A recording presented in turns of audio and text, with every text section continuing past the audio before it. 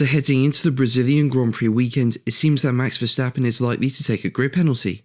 As we know, Verstappen had a power unit issue during practice in Mexico, which forced Red Bull into switching up the power unit for the rest of the Grand Prix weekend. While it was within his allowed pool, the number of miles already done in it meant his performance was hampered during the Grand Prix. So ideally you don't want to use that again, and even though Max has already taken a grid penalty this season after taking a fresh engine in Belgium outside of his allowed pool, it looks like he'll be taking another one outside of his allowed pool in Brazil. Speaking about the reasoning following the Mexican Grand Prix, Red Bull advisor Dr. Helmut Marko said in his Speed Week column, the pace was not right because the engine problem meant that a different engine had to be installed, which had reached the end of its life and was actually no longer planned for racing. That was one of the reasons why we were one of the slowest cars on the straights. When a Formula 1 engine has reached a certain number of kilometers, the loss of performance is clearly noticeable.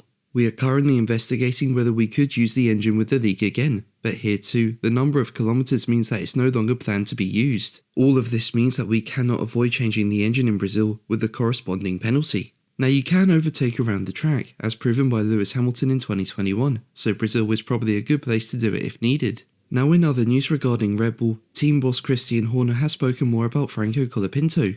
As we know, it's still unclear as to what the driver's situation will be at Red Bull in 2025, with it being unclear if Sergio Perez will be in the car. While he does have a contract for next season, his performances have not been good since May, but as we know, Colapinto doesn't have a drive next year, but has been performing really well with Williams. And Horner is reported to have said, "I would be a bad team boss if I didn't find out whether he was available." So to me that shows Red Bull are interested in Colapinto, and I think something we could potentially see is either Yuki Tsunoda or Liam Lawson end up next to Verstappen in the Red Bull next year, meaning Colapinto could take up a seat at the Red Bull Junior team.